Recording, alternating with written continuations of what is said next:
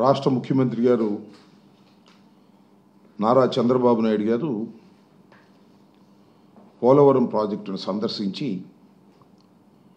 మీడియాతో మాట్లాడారు.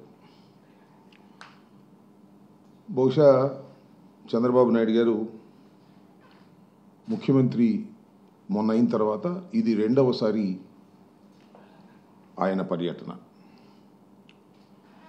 తర్వాత ఆయన మీడియాతో చాలా సుదీర్ఘంగా మాట్లాడారు. కానీ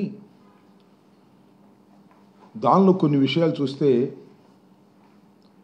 కొంత ఆశ్చర్యం వేసింది. వయసులో చాలా పెద్దవారు, అనుభవంలో చాలా పెద్దవారు, రాష్ట్రానికి అదృష్టవశాత్తు 4వసారి ముఖ్యమంత్రిగా చేస్తున్నటువంటి వ్యక్తి మాట్లాడిన ప్రతి మాట కూడా అసత్యాలతో కూడుకున్నటువంటి మాటలు మాట్లాడారు. ఎందుకంటే నేను అద్యాంతం ఫాలో అయ్యాను. మాజీ ఇరిగేషన్ మంత్రిగా ఆ ప్రాజెక్టులో ఏం జరిగిందో నేను 2.5 సంవత్సరాల పాటు ప్రత్యక్షంగా చూశాను.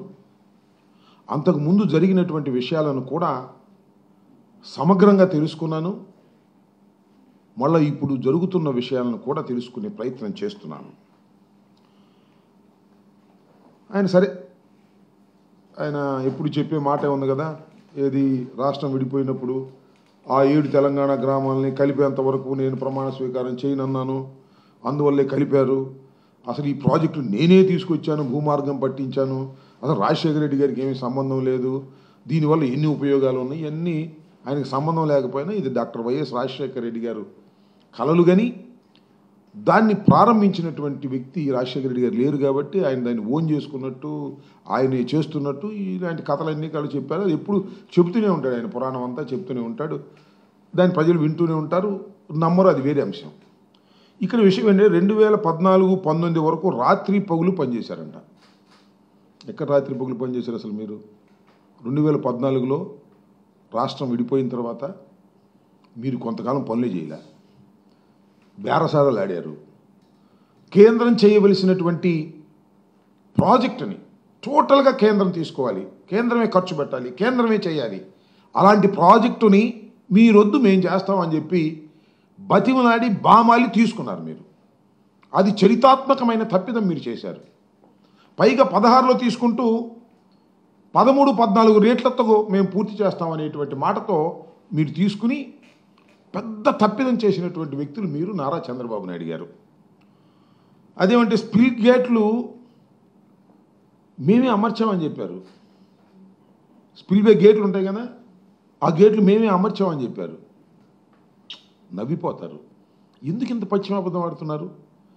అసలు స్పిల్వేనే మొత్తం పూర్తి చేయలేదు మీరు. గేట్ల సంగతి దేవుడు ఎరుగు. స్పిల్వే టాప్ అసలు పూర్తి కాల, పునాదులు కొద్దిగా పైకి వచ్చింది. మేము వచ్చిన తర్వాత పునాదుల నుంచి పైకి తీసుకొచ్చి, ఇప్పుడు చంద్రబాబు నాయుడు గారు వెళ్ళారే స్పిల్వే మీదుగా కార్లు వేసుకొని, దాన్ని మేము పూర్తి చేశాం. స్పిల్వే గేట్లు మేము అమర్చాం. వైఎస్ఆర్ కాంగ్రెస్ పార్టీ అధికారంలోకి వచ్చిన తర్వాత అమర్చాం. కానీ చంద్రబాబు నాయుడు గారు ఏంటంటే స్పిల్వే కొద్దిగా పైకి లేవగానే పెద్ద రేకు తీసుకొచ్చి అక్కడ పెట్టి భజన చేశారు. ఎందుకు ఇంత పచ్చి అబద్ధాలు ఆడుతున్నారు? అంటే మీకు మీడియా బలం ఉందని, మీకు చెప్పేటటువంటి ఛానల్స్ ఉన్నాయని, రాసేటటువంటి పత్రికలు ఉన్నాయని పచ్చి అబద్ధాలు చెప్పడానికి are you not feeling shy? మేము చేసిన పనులు మీరు చేసామని చెప్పుకునేటువంటి కార్యక్రమం మీరు ఇవాళ చేస్తున్నారు. అదేమంటే 72% అంటాడు. ఎక్కడి నుంచి తీసుకొచ్చాడు లెక్క నాకు అర్థం కాల. 72% పూర్తి చేశాం. 72 కాదు, 50% కూడా మీరు పూర్తి చేయలే. ఇది వాస్తవం. నేను ప్రత్యేకంగా చెప్పాల్సిన అవసరం లేదు. కానీ మొన్న ఈ మధ్యనే ఆయన ప్రభుత్వం వచ్చిన తర్వాతే నిపుణుల కమిటీ వచ్చి వెళ్ళింది. కెనడాకు సంబంధించిన వారిద్దరు, అమెరికాకు సంబంధించిన వారిద్దరు, ప్రపంచంలోనే ప్రాజెక్టుల మీద పెద్ద అవగాహన కలిగినటువంటి వ్యక్తులు వాళ్ళు వచ్చి పరిశీలించి చాలా స్పష్టంగా చెప్పారు, ఇవన్నీ తప్పులు చేశారు. ఎవరు తప్పులు చేశారు? చంద్రబాబు నాయుడు గారు అధికారంలో ఉన్నప్పుడు 2014-19 మధ్యలోనే తప్పిదాలన్నీ జరిగాయని చెప్పారు. ఇంకో మాట అంటాడు చంద్రబాబు నాయుడు గారు, అబద్ధం, అసత్యం, అవలీలగా చెప్పగలిగినటువంటి సామర్థ్యత కలిగినటువంటి వ్యక్తి ఈ భారతదేశంలో ఎవరన్నా ఉన్నారంటే పొలిటీషియన్స్లో అది నారా చంద్రబాబు నాయుడు గారు అని చెప్పడంలో ఏ విధమైన సందేహం లేదు. ఏమంటాడు? అధికారంలోకి మేము వచ్చిన తర్వాత అంట కాంట్రాక్టర్ని మార్చేసామంట. కాంట్రాక్టర్లు మార్చేయటం వల్లనే డయాఫ్రమ్ వాల్ కొట్టుకుపోయిందట. అనేక సార్లు చెప్పాను నేను. చంద్రబాబు నాయుడు గారు విన్నారు, అప్పుడు దేవినేని ఉమా గారు విన్నారు, ఇప్పుడు నిమ్మల రామానాయుడు గారు వింటున్నారు. డయాఫ్రమ్ వాల్ కొట్టుకుపోవడానికి గల కారణం ఏమిటి? Question mark. ఆలోచించమని మనం చేస్తున్నా. ఒకటే సింపుల్, కాఫర్ డ్యాములు కంప్లీట్ కాకుండా డయాఫ్రమ్ వాల్ వేశారు. అదేమంటే చంద్రబాబు నాయుడు గారు చెప్తున్నాడు డయాఫ్రమ్ వాల్ 414 రోజుల్లో పూర్తి చేశాం. ఏమి లాభం? సింగడ అద్దంకి వెళ్ళి వచ్చాడు అన్నట్టుగా 414 రోజుల్లో నువ్వు పూర్తి చేస్తే ఏమి లాభం అంటున్నా. 414 రోజుల్లో పూర్తి చేయటము, 14 రోజుల్లో పూర్తి చేయటము కాదు. అక్కడ డయాఫ్రమ్ వేల్ వేసే ముందు గోదావరి నదిలో ప్రవాహాన్ని డైవర్ట్ చేసి 2 కాఫర్ డ్యాములు నిర్మించిన తరువాత మాత్రమే డయాఫ్రమ్ వాల్ వేయాలి. Is the protocol. దీన్ని భిన్నంగా డయాఫ్రమ్ వాల్ వేసేసి కాఫర్ డ్యాములు కంప్లీట్ చేయకోకుండా చేతులు ఎత్తేసి ఇవాళ మమ్మల్ని అంటారు ఏంటి? నాకు అర్థం కాలే. ఇవాళ వేస్తున్నారు డయాఫ్రమ్ వాల్ కొత్తది. నేను పోయినసారి చెప్పినట్టుగా ఒక మన సీజ్ ది షిప్ సందర్భంలో చెప్పే కదా, పెళ్ళి చెల్లికి జరగాలి మళ్ళీ మళ్ళీ అని. మళ్ళీ డయాఫ్రమ్ వాల్ మళ్ళీ ఇంకో డయాఫ్రమ్ వాల్ మా వాళ్ళు వేశారా?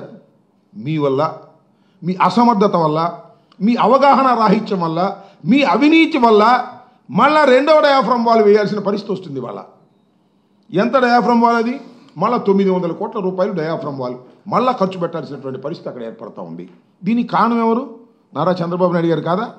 మళ్ళా చెప్తున్నా, డయాఫ్రమ్ వాల్ వేసే ముందు కాఫర్ డ్యాములు 2 కంప్లీట్ చేసిన తర్వాత మాత్రమే, నదిని డైవర్ట్ చేసిన తర్వాత మాత్రమే వెయ్యాలి. వేయలే, వేశారు. మేము వచ్చామంట, కొట్టుకుపోయిందంట. మొన్న ఆ కెనడా నుంచి, అమెరికా నుంచి వచ్చిన 4 నిపుణులు చెప్పారు, అసలు తెలుగుదేశం పార్టీ అధికారంలో ఉన్నప్పుడు వరదలోనే ప్రారంభమైంది దెబ్బతింటామని. డయాఫ్రమ్ వాల్ దెబ్బతింటాం ఆ రోజునే ప్రారంభమైంది, మేము వచ్చిన తర్వాత కాదు అని వాళ్ళు చాలా స్పష్టంగా చెప్పారు. ఒకసారి చదువుకోమని మనం చేస్తున్నాం. ఈ విధంగా అన్ని పచ్చి అబద్ధాలు ఆడేటటువంటి ప్రయత్నం ఇవాళ చంద్రబాబు నాయుడు గారు చెప్పడం చాలా దురదృష్టం. ఇక్కడ ఒక మాట అన్నాడు, ఒక అసమర్థత, అవగాహన రాహిత్యం, అవినీతి, కుట్ర ఇవన్నీ కలిసి పోలవరాన్ని ఎంత నాశనం చేశాయో అంత నాశనం చేశారు. మేమంట ఒక అసమర్థత అంట, ఒక అవగాహన రాహిత్యం అంట. ఇది జగన్మోహన్ రెడ్డి గారి అంట, వైఎస్ఆర్ కాంగ్రెస్ పార్టీ ప్రభుత్వాన్ని అంట. నేను చెప్తున్నా, మీరు అసమర్థులు, మీకు అవగాహన రాహిత్యం, అవగాహన సరిగా లేదు. వెళ్ళడం రావడం, వెళ్ళడం రావడం, సోమవారం వెళ్ళడం రావడం, బిల్లులు చేసుకోవడం, డబ్బులు కాజేయటం. దేవినేని ఉమ గారు మీరు చేసింది అదేంటండి? చంద్రబాబు నాయుడు గారికి అవగాహన రాహిత్యం అంటారేంటి? చంద్రబాబు నాయుడు గారు అసమర్థత అంటారేంటి? ఆయన 40 సంవత్సరాలు సీనియరు, పైగా ఇప్పటికి 3వ సారి 4వ సారి ముఖ్యమంత్రి అంటారా అని అనుకుంటారు మీరు. నేను చెప్తున్నా, అసమర్థత కాకపోతే, అవగాహన రాహిత్యం కాకపోతే నదిని డైవర్ట్ చేయకోకుండా ఎవరైనా ఏ దేశంలో అయినా వేస్తారండి డయాఫ్రమ్ వాల్? మన దేశంలో కాబట్టి సరిపోయింది, కానీ ఇలాగే ఇంకొక దేశంలో ఎక్కడ జరిగితే ఈ నష్టానికి ప్రాసిక్యూట్ చేస్తారు, ఉరి కూడా వేస్తారని మనం చేస్తున్నాం. ఇంత దుర్మార్గంగా చేసి ఇవాళ జగన్మోహన్ రెడ్డి గారి మీద అధికారంలో లేవు కాబట్టి, మాకు పత్రికల్లో రాసే పత్రికలు తక్కువ ఉన్నాయి కాబట్టి, మీకు మీడియా వల్ల ఎక్కువ ఉంది కాబట్టి అబద్ధాలుగా పుంకాలుగా చెప్పి జనాన్ని నమ్మించాలనేటువంటి ప్రయత్నం చేయటం చాలా దురదృష్టకరమని కూడా ఈ సందర్భంగా నేను మనవి చేస్తున్నా.